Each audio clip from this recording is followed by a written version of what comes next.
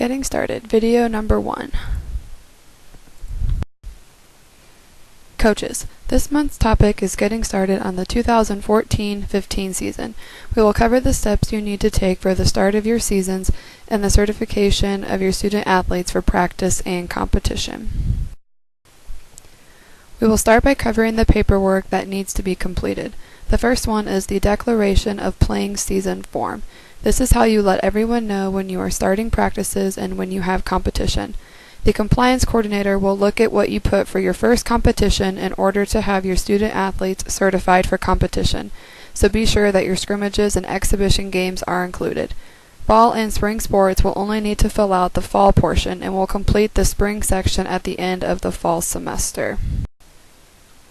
The next form is the Weekly Countable Hours form. This is the form you use to track the hours you require student athletes to engage in practice, competition, weights, conditioning, film, and any other required sports meetings and activities. You will start filling these out at the beginning of preseason for fall sports and the beginning of classes for winter and spring sports. You're required to turn in these forms by the end of each month until the end of the academic year. The out-of-town travel authorization form is required for each road trip for away games. It is used to estimate all expenses for your team travel and to have record of official travel on university activities for the protection of the university, your coaching staff, and the student athletes. You will need to fill out a separate form for each trip, but you can turn in all forms at the same time prior to the start of your season. Jeanette can help you with previous year's expenses if you are unsure what expenses and amounts to include for each trip.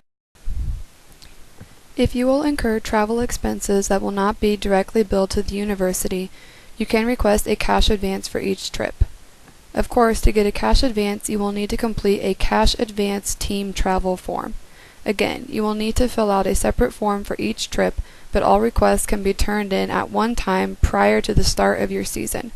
Marjorie in the business office will make sure there is a cash advance check ready for you to pick up before each trip.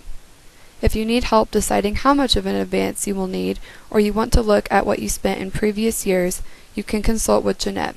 Remember, though, that you will have to turn in receipts and remaining cash from a previous trip before you can pick up the cash advance for the next one. Both the cash advance team travel form and the out-of-town travel authorization form will need to be turned in to Jeanette. So that leaves us with two final forms. The travel roster is what you use to list the travel party for each away contest. You will need to include all coaches and bench personnel, athletic trainers, doctors, equipment managers, etc., as well as all student athletes who are traveling. This form should be completed and turned in prior to leaving on each trip.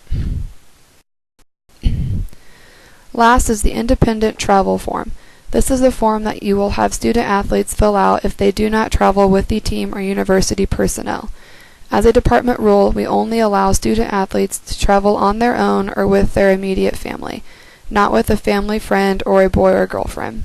Coaches should keep copies of this form with them when traveling and turn them into the compliance coordinator after trips when student athletes traveled independently.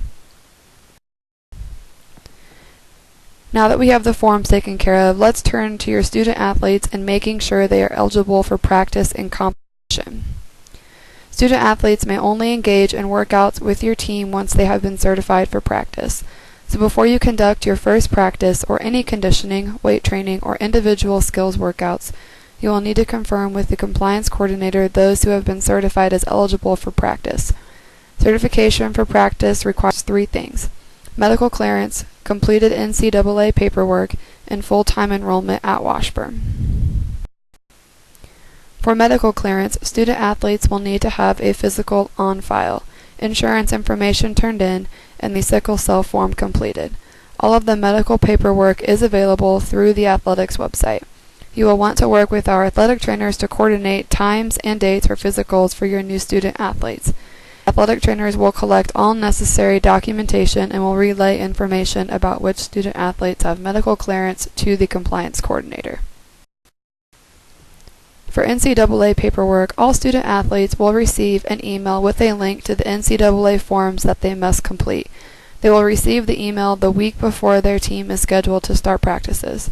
The email will be sent to their Washburn email, so it is important that you let your student athletes know that they will need to check their Washburn account for an email from nobody@ncaa.org.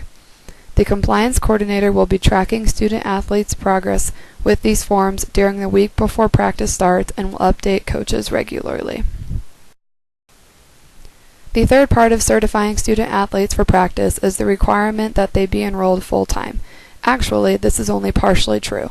Up through the end of the first week of classes, student-athletes may practice as long as they are admitted to Washburn, but by the end of the first week of classes, they must be enrolled full-time to be eligible for practice.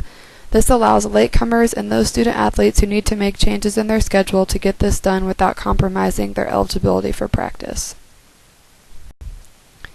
Finally, before your student-athletes can suit up for competition or get on the bus to travel to the game, they will need to be certified as eligible for competition. Again, before you finalize your starting lineup, you will need to confirm with the compliance coordinator who has been cleared for competition, as this is a more involved process that involves getting the faculty athletics representative and the registrar to sign off on the eligibility of each student.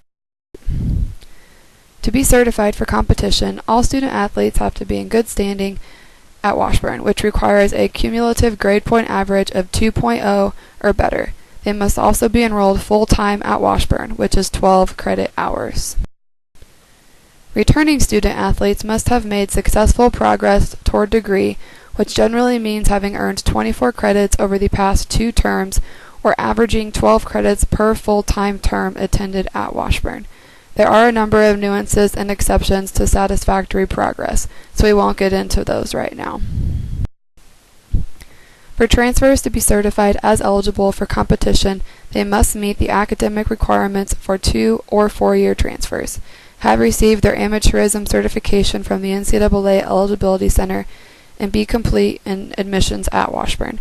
This means that official transcripts from all institutions they have attended have been received by admissions and the application fee has been paid.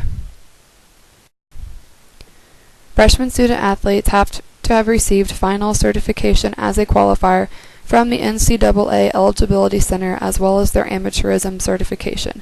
They must also be complete in admissions at Washburn.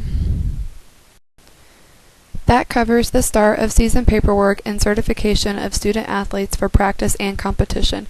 So now it's time to test what you have learned. You will need to email Jill with your answers to the compliance questions by the start of classes. Compliance question 1. We are about to start preseason football. An incoming freshman doesn't have a physical, but he has all other medical clearance paperwork, and he has an appointment with student health tomorrow for a physical. It's just one day. Can he practice anyway?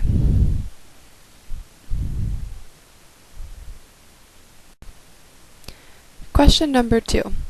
Am I still responsible for turning in paperwork accounting for the weeks between the fall and spring semesters?